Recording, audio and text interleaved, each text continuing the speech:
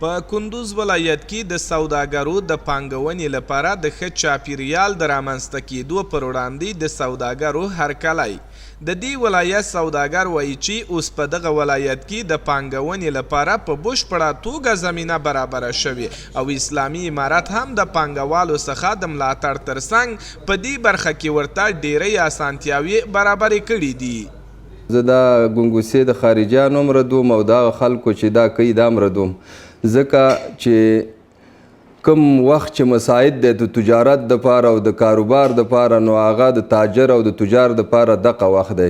موږ صرف تجار نور شي ته اړتیا نه لري، تجار صرف امنیت ته اړتیا لري چې الحمدلله امنیت راغلی دی. امارت که امر سهولت شده، فضل خدای خوب شده، یک وقت گاو بود خط گاو قلبه میکردیم، گاو هم نیست، البته قایبیل چپه میکردیم، ترقتره کلی اسباب برآورده شده، سهولت زیاد شده، بسیار آرامی امنیت فضل خدا بسیار خوب است.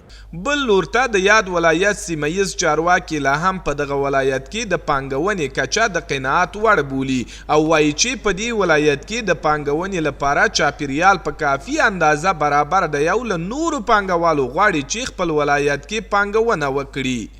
کندوز ولایت یو ترانزیتي ولایت ده، دلته تجارتي بندر ده. انشاءالله د دوی هر کار هر څوک دلته سرمایه گذاري کوي نو هغه په ډېره ښه طریقه او په ښه اطمینان او په ښه ډاډ باندې به دوی هغه کار به ښه ترقي کوي.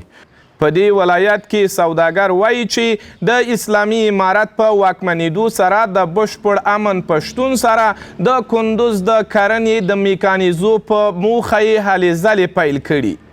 په تازګۍ سره سوداګرو داسې ماشینرۍ کندوز ولایت ته واردې کړي چې د نړۍ له مشهورو هیوادونو کې په کرنه کې له دې ماشینریو ګټه اخیستل کیږي. ایمل اقتاش د افغانستان ملي تلویزیون کندوز.